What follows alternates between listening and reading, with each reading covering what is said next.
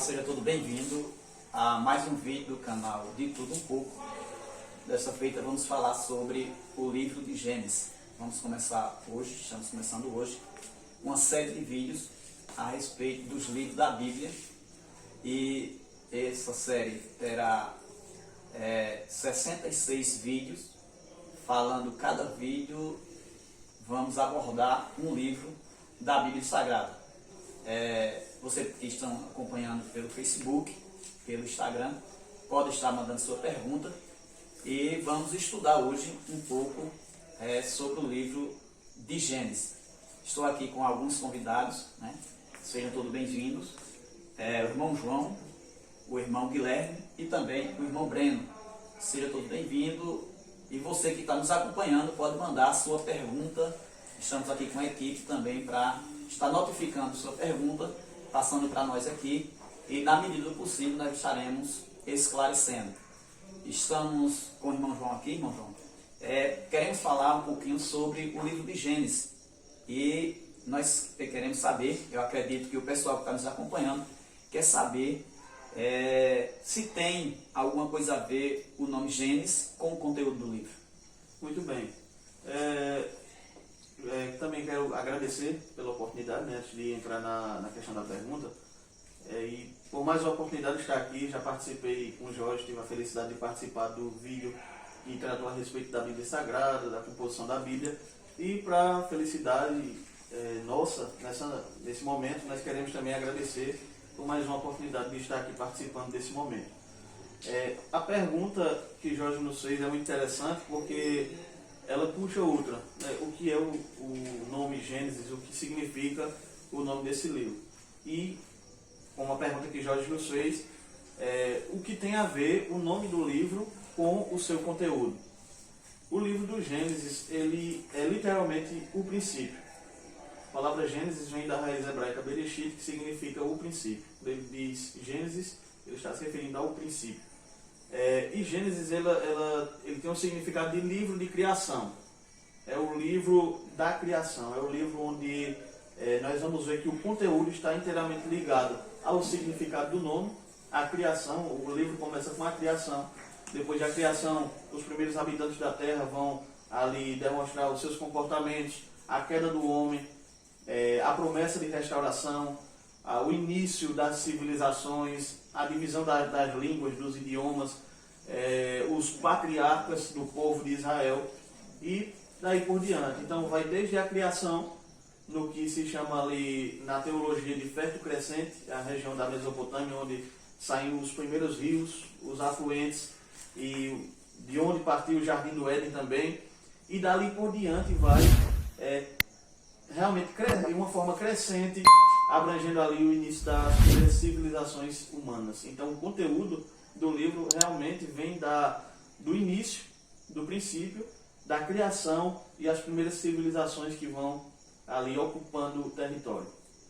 Como nós, como o irmão bem citou agora, o vídeo anterior, nós citamos, né, falamos sobre a Bíblia, a estrutura da Bíblia, na qual o livro de Gênesis está contido, e nós falamos naquela oportunidade a respeito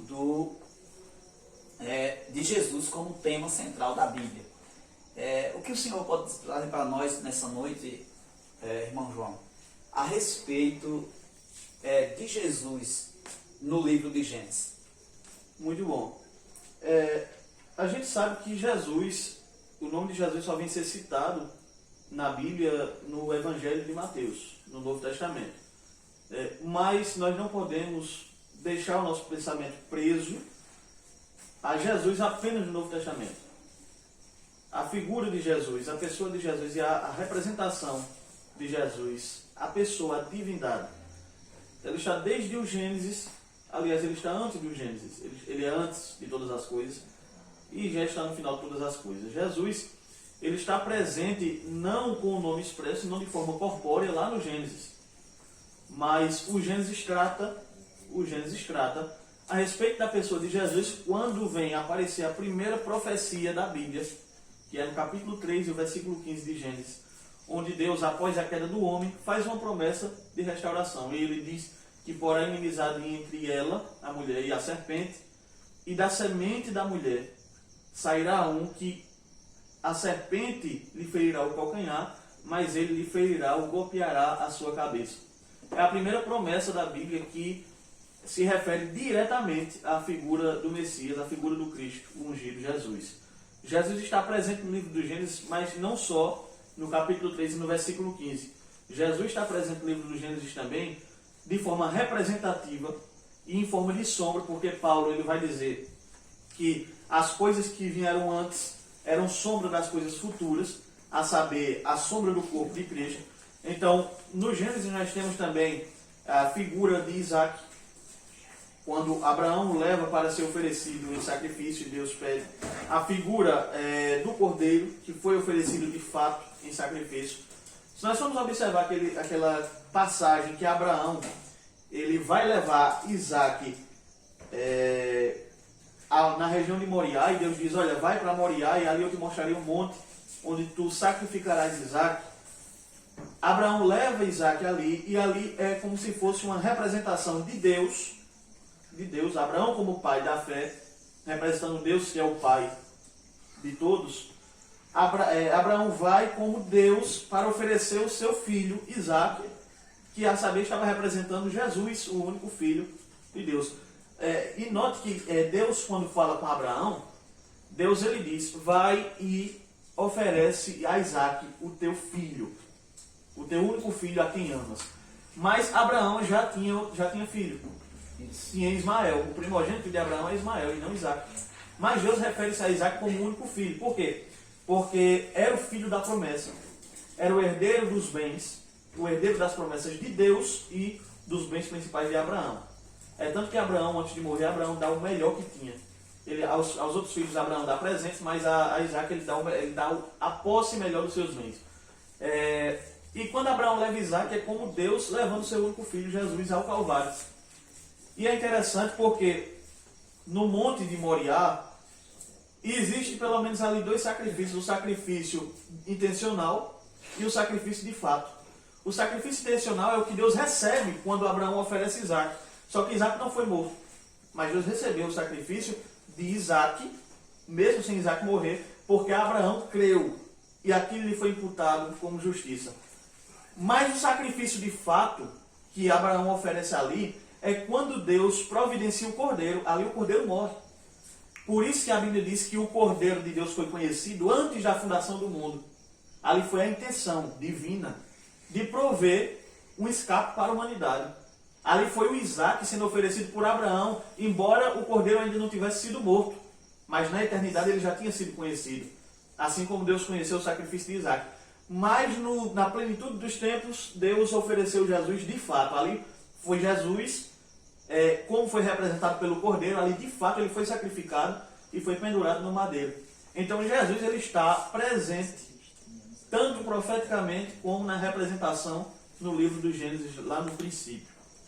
É muito interessante quando você cita essa causa aí de intencional e de fato, é que antes mesmo que Jesus nascesse, né, de Maria, na intenção de Deus, ele já haveria sido morto pela humanidade, que representa, como você bem citou, né, para o pessoal que está nos acompanhando aí, representa o Cristo intencionalmente, quando Deus, na sua intenção, já via ele como morto. É tanto que os profetas vão citar sobre isso, né? Quando Isaías fala no capítulo 53 e versículo 4 por diante, ele vê um homem pendurado na cruz. Jesus não tinha nem nascido ainda, mas na intenção de Deus já estava acontecendo. E é bom lembrar também, Jorge, para quem está assistindo, acompanhando, nesse momento, está através da transmissão ao vivo, através do YouTube, que Jesus ele é pré-existente ao seu nascimento corpóreo. Não é verdade? Existe ainda quem pense que Jesus passou a existir a partir do seu nascimento de Maria, a partir de Maria, mas não. Assim, com todo respeito e não desmerecendo nenhuma religião, mas Maria não é a mãe de Deus. Maria não é mãe de Deus. Maria não pode ser... por uma questão de lógica, não precisa nem para a Bíblia para provar isso, por uma questão simples de lógica, de que se Maria é a mãe de Deus, quem criou Maria? Justamente. Ah não, mas Maria é mãe de Jesus, Jesus é Deus. Tudo bem, Maria é mãe de Jesus, homem. Jesus, nessa citou, Deus viu graça em Maria, por isso que ela foi chamada cheia de graça. E a partir dela, ela foi o canal que Deus usou, o ventre de Maria foi o canal que Deus usou para trazer Jesus à forma corpórea, à forma humana. Mas Jesus sempre existiu. Antes do Gênesis, Jesus já é. Jesus é pré-existente à criação. Ele sempre existiu. Ele é o verbo, o logos, ali que João fala no capítulo 1, é eterno. Não é temporário, ele é atemporal. Ele é acima do tempo, ele é acima desse mundo como nós conhecemos. Então, Jesus é pré-existente. Ele está presente lá desde o Gênesis. E João, lá em João, no Evangelho de João, ele cita muito bem isso, dizendo que no princípio ele era o verbo, e o verbo estava com Deus, e o verbo era o próprio Deus. Então, nós vemos aí que o que Deus usou para se criar todas as coisas? A palavra. E a Bíblia diz que Jesus é a palavra, não é? Justamente. Jesus é a palavra, é o verbo, não é? Então, nós vemos aí, e é como bem citou, e muito importante isso, para as pessoas, para esclarecer as pessoas, está nos acompanhando pessoas evangélicas e não evangélicas. E para nós esclarecer isso é muito importante, porque as pessoas têm uma ideia, né, um assunto traz outro assunto, que nós desmerecemos Maria ou não respeitamos. Pelo contrário, né, o povo evangélico é o principal povo que cumpre o mandamento de Maria, porque Jesus disse, ela diz, fazei tudo o que Jesus mandar. E nós procuramos fazer isso. Então, meus amados irmãos e amigos, como o vídeo se trata do livro de Gênesis, vamos voltar, né, às perguntas sobre o livro de Gênesis. O que podemos, aqui nós temos algumas perguntas anotadas aqui, de pessoas que querem saber o significado das coisas, e por isso nós escrevemos aqui para estar esclarecendo para a pessoa. O que podemos extrair do livro de Gênesis para os dias atuais? Muito bem. Muito bem. É bom porque nós vemos que nos dias atuais está havendo conflito no Oriente Médio e tudo aquilo que remete ao Oriente Médio está inteiramente ligado à Bíblia e principalmente ao livro de Gênesis. Vale saber que naquela região foi onde se iniciou todas as coisas, foi de onde foi o ponto de partida divino. Quando Abraão ele recebeu a promessa de Deus, eles esperaram muitos anos, só que pela velhice e talvez pela falta de fé de Sara e também de Abraão, eles combinaram de que Abraão tivesse o filho para cumprir a promessa de Deus com Agar, a egípcia. E Abraão se deitou com Agar, a egípcia, e ela deu luz ao primeiro filho de Abraão, a saber, Ismael. De Ismael saíram 12 príncipes. Desses 12 príncipes formaram-se 12 espécies de tribos. Ismael não era o filho da promessa original de Deus, mas Deus não desprezou Ismael. Você vê que quando Agar é despedida para o deserto, e Deus vai lá e socorre ela e o menino, Deus ele faz promessa a Agar e diz que ele seria também uma grande nação. Não era uma nação comum, era uma nação forte. Dos 12 príncipes que saíram de Ismael se formaram os muçulmanos, uma grande parte do povo do Oriente Médio. E é uma grande nação forte. Só que os filhos de Ismael não se deram bem com os filhos de Isaac, que são os filhos da promessa de Deus, com o povo de Israel. Em outras palavras, os árabes, de uma forma geral, eles têm conflito há milênios com o povo de Israel. É a luta de Isaac com Ismael e de Ismael com Isaac. Os conflitos que a gente vê hoje no Oriente Médio acontecendo lá de Gaza contra Israel, na região ali da Palestina, são conflitos que têm motivos religiosos, motivos ligados à Bíblia, né, principalmente ao livro do Gênesis, e eles vêm lá desde aquele tempo. Ele vem desde aquela época. São conflitos que surgiram desde aquele tempo, de Isaac e de Ismael, dos filhos de Isaac e de Ismael, melhor dizendo, e por aí foram. Você vê também que outra grande parte geral dos árabes são formados por também filhos de Abraão. Você vê no capítulo de número 25 Abraão ele tem filhos também com outra mulher chamada Quétura. E dos filhos de Abraão com Quétura você vai ver que saíram alguns filhos e Abraão dá presentes a eles. Abraão presenteia a eles. Quando Abraão chega já no final da sua carreira, Abraão ele dá o melhor que tinha a Isaac. Ele deu o melhor que tinha a Isaac e deu presentes aos seus outros filhos. E aqueles filhos ele despediu, mandou para o Oriente, separou eles de Isaac. Isaac era o filho da promessa, ficou resguardado e Abraão mandou os seus outros filhos para o Oriente. Daqueles filhos de Abraão que foram para o Oriente, não são os 12 príncipes que saíram de Ismael, daqueles outros filhos foi que se originaram o restante dos árabes de uma forma geral que estão por ali hoje. Então grandes nações saíram de Abraão e que influenciam o mundo hoje na política, na religião, na espiritualidade, inclusive na disputa pelo lugar mais sagrado do mundo, que é o Monte do Templo. O Santo dos Santos, desde o Templo de Salomão, onde está a pedra, e a briga por aquele lugar é intensa. É o lugar mais sagrado para os judeus e a terceira mesquita mais sagrada para os muçulmanos no mundo. Então, as disputas que nós vemos hoje têm origem lá, no livro do Gênesis. É interessante isso. Veja só quantas riquezas a gente podemos extrair. Lembrando que aqui é só um comentário básico do livro de Gênesis, mas que tem muitas histórias lá no Gênesis que refletem hoje na humanidade e muita gente não sabe disso. E esse é o intuito do canal de Tudo Um Pouco, é informar, é trazer às pessoas conhecimento, é mostrar para as pessoas curiosidade que nós encontramos e que as pessoas não conhecem. Então nós queremos compartilhar com o pessoal, tanto do canal de Tudo Um Pouco, através do Facebook, né? Vocês estão nos acompanhando, também no Instagram, e o nosso objetivo é esse. Esse canal, João, ele tem esse objetivo de levar para as pessoas conhecimento, de uma forma geral, como já disse o nome do canal, de Tudo Um Pouco, tanto material, né? Tanto de uso para a população, também para o lado espiritual. E dessa feita, nesse vídeo, nós estamos fazendo, mostrando que a Bíblia, ela é atual. Há tanto tempo que esse livro foi escrito, mas que hoje nós vemos acontecimentos acontecendo na sociedade que ali estava escrito. E as pessoas não conhecem isso. E é por isso que nós estamos aqui. Mas nós estamos também como convidado, né, nosso irmão Guilherme, né, que está iniciando também nessa série de vídeos a respeito da Bíblia. E nós queremos saber dele falei alguma coisa sobre Gênesis, algo que lhe chama a atenção. O pessoal com certeza quer saber. Quero primeiramente agradecer ao irmão Jorge pelo convite e sobre a pergunta que ele fez, alguma coisa que me chama a atenção no livro de Gênesis. Tem a história de José, que José muito novo recebeu uma promessa de Deus com cerca de 17 anos e passou por muitas coisas, passou por muitas provas, foi preso,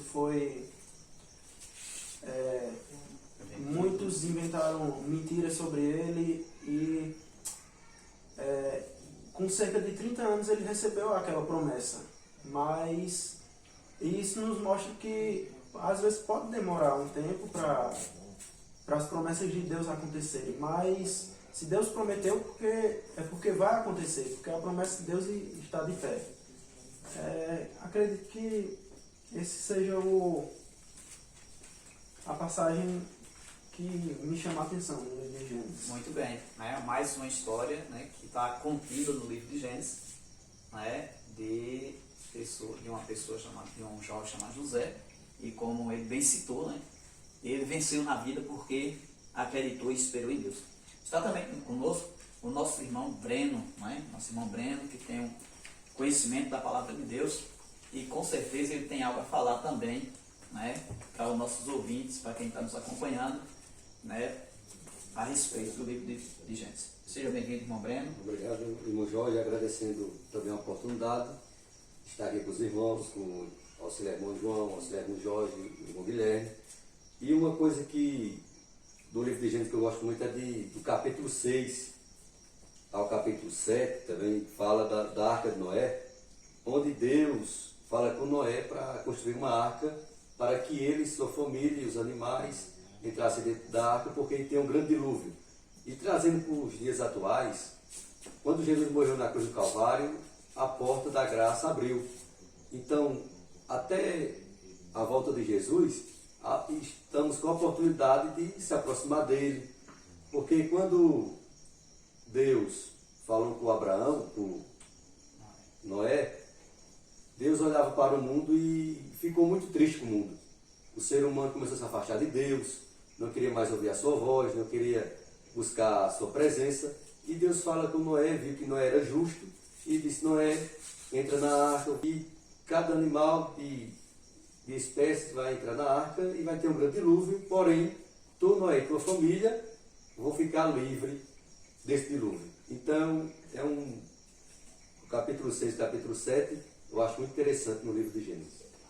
Para você ver aí, né, mais uma história extraída do livro de Gênesis, né, que o irmão Breno ele citou para nós, e era quase, meu irmão João, quase impossível naquela época, né, porque não chovia, segundo a história, acreditar, mas é mais uma prova de fé, né, porque a fé é a certeza daquilo que você não vê e a convicção daquilo que você espera. E nós extraímos aí também, citou mais uma história do livro de Gênesis. Então, para concluir, irmão João, nós podemos citar as principais histórias, né, como citamos aqui. Tem várias histórias no livro de Gênesis, nós citamos apenas algumas, levando em conta que estamos tratando de um comentário básico, não é aprofundado. Tenho certeza que tem bem mais coisas, mas nós pegamos o básico para vocês, né? Não sei se tiver alguma pergunta aí, nós estamos aqui à disposição para responder. Não? Então, desde já, tem uma pergunta, o irmão está dizendo que tem uma pergunta. Qual é a pergunta? Marcelo José lhe pergunta: eu gostaria de saber sobre a trajetória de Ló no livro de Gênesis e qual lição que podemos levar para a nossa vida através de tudo que aconteceu com Ló. Respondendo. A gente pode Comentar sim. fazer um comentário, né? Pode sim. Começa. Podia pegar daquele ponto de partida onde Abraão ele manda Ló escolher um caminho. Uma escolha, né? E ele escolheu as campinas mais verdejantes e foi pela visão. Isso. Foi pela visão carnal. Isso. Na verdade. Só que o que fez a diferença não foi o que tinha na visão de Ló. Foi o que tinha de promessa de Deus. A promessa de Deus que estava sobre a vida de Abraão. E você vê que naquele momento ali já podemos tirar uma lição. De não se enganar pelas aparências. Isso. De não se enganar pelas aparências. Outra coisa que chama a atenção na vida de Ló, né, nós vemos também no livro de Gênesis, onde Deus manda ele sair daquela cidade que estava tomada pelo pecado, e Deus fala com ele e diz a ele, através do anjo, que ele saia daquela cidade e não olhe para trás. Né? Não olhe para trás. Tanto que também no livro de Gênesis fala que a mulher de Ló, ela olhou para trás. E aí há um grande perigo. Né? Aí há um grande perigo. É olhar para o mundo. Né? No caso ali de Ló, o que nós podemos extrair para a nossa vida, aplicar em nossas vidas? Primeiro, que a gente não devemos olhar para trás ou não devemos ir contra aquilo que Deus fala. Né? Segundo, Ló estava lá no meio de uma nação corrompida, mas pelo que entendemos, Ló era fiel.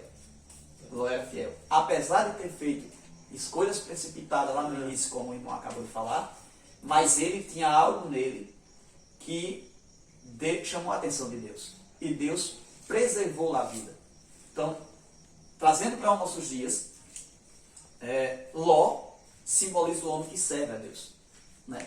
Aquela nação corrompida simboliza o mundo. Né? E a questão de Ló, né, optar por seguir as diretrizes, ou a orientação de Deus, salvou-lhe a vida. No caso da mulher de Ló, por não seguir as orientações de Deus, perdeu a vida, se tornando uma estátua de sal. Espero ter respondido a pergunta da nossa irmã. Tem mais alguma pergunta? Não? Desde já agradecemos a todos.